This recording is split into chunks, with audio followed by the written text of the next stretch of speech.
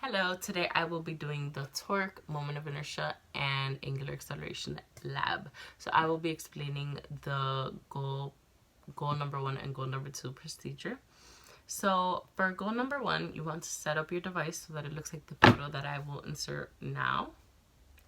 And then after that, you want to measure the radius of the black circle with a ruler. And by the black circle, I mean it's like a wheel.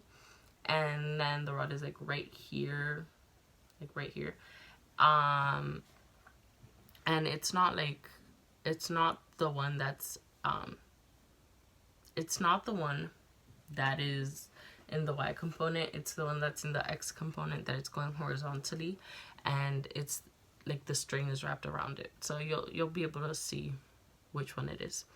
After that, you want to measure the mass of the hanging mass with a scale and make sure that it's in kilograms. And then you want to release the hanging mass in order for the circle to start rotating downwards. But before you do that, you actually need to record a video of it rotating downwards, or like of the hanging mass just going downwards.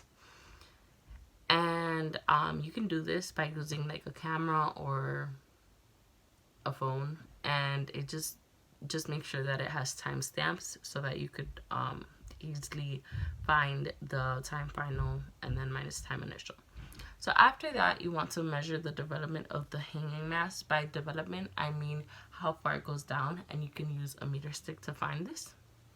And then you can use a kinematics equation to calculate the linear acceleration of the hanging mass. So the one that I used was it was x final is equal to x initial, and then plus 1/2 acceleration times time squared plus velocity initial times the change in time. So that, when I removed all the unnecessary parts, it was just the change in displacement is equal to 1/2 acceleration times time squared, and then that was plus velocity initial times change in time.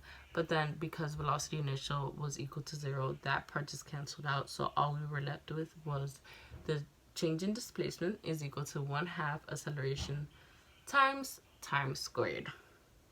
And then we already were able to gather the change in displacement with when I said the step that it was like measuring the development of the hanging mass using a meter stick, like how far it traveled downward. And then we were also able to find the time based off the timestamps that we used from the video footage. And then after that, I was able to calculate torque by using an equation that was derived. And this was the equation we derived. The torque R in the parallel F sine theta. And then we knew that there was acceleration due to gravity. And then we also had to plug in the acceleration that we had found from the previous one, as well as the mass that we had calculated in the beginning with the scale.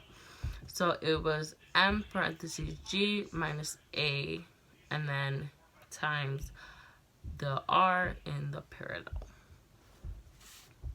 No, r perpendicular. I'm so sorry. I'm so sorry. It's the end of the day. Okay. So we were able to use LogRepro to record the angular velocity and the time.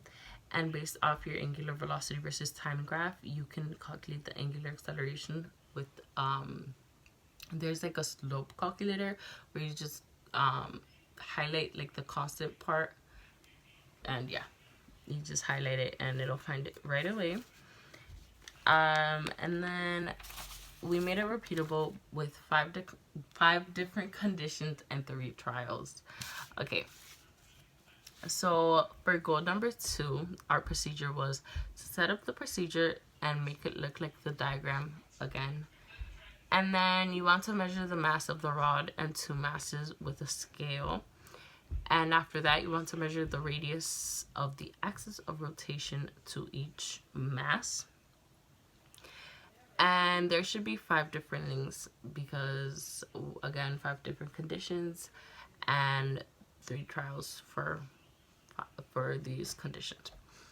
So you want to keep the mass of the hanging mass constant and release the hanging mass. After that, You want to measure the angular acceleration by using log_rho with the angular velocity versus time graph slope. And then you want to calculate the moment of inertia by using inertia is equal to m times r squared, because net mass is equal to point mass.